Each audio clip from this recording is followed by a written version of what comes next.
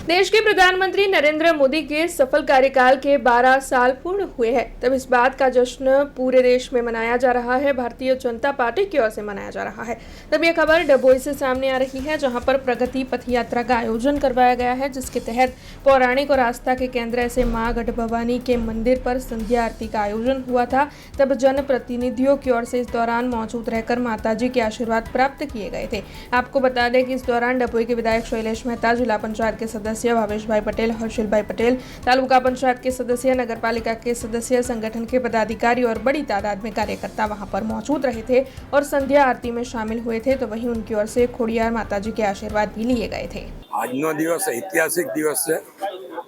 ચૂંટાયેલા વડાપ્રધાન તરીકે માનનીય વડાપ્રધાન નરેન્દ્રભાઈ મોદીએ 4399 દિવસ આજે પૂરા કર્યા છે અને અત્યાર સુધીના ચૂંટાયેલા વડાપ્રધાનોમાં સૌથી વધુ દિવસ સતત વડાપ્રધાન તરીકે કામ કરવાનો એક રેકોર્ડ બનાવ્યો છે અને એના જ અનુલક્ષીને 12 વર્ષ જે કેન્દ્ર સરકારના પૂરા થયા છે। પ્રગતિ પથ હેઠળ અનેક કાર્યક્રમો સરકાર દ્વારા અને ભારતીય જનતા પક્ષ દ્વારા જાહેર કરવામાં આવ્યા છે। આજના દિવસ વિશેષ હોય। આજે સાંજે 7 વાગે સમગ્ર દેશમાં વડાપ્રધાન મોદી સાહેબ માટે ભગવાનને પ્રાર્થના કરવાનો કે વડાપ્રધાનને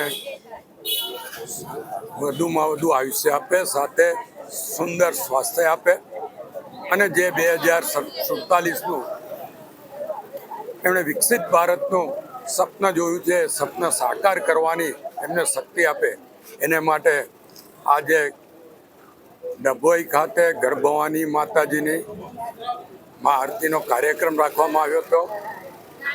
આરતી કરીને મા ગઢ ભવાની મા પાસે અમે પણ પ્રાર્થના કરી છે કે મોદી સાહેબનું સુંદર સ્વાસ્થ્ય રહે, એમનું આરોગ્ય સારું રહે, દીર્ઘાયુષ્ય મળે અને જે 2047માં વિકસિત ભારતનું એમણે સપના જોયું છે એ સપનું સાકાર કરવાની એમને તક મળે અને એવી શક્તિમાં ગઢ ભવાની મોદી સાહેબને આપે એવી પ્રાર્થના અહીંયાના તમામ ભારતીય જનતા પક્ષના આગેવાનો, કાર્યકરો, ચૂંટાયેલા પ્રતિનિધિઓએ આજે કરી છે। हमसे जुड़े रहने के लिए हमारे YouTube चैनल को सब्सक्राइब करें और नई वीडियो की नोटिफिकेशन के लिए बेल आइकॉन को दबाएं।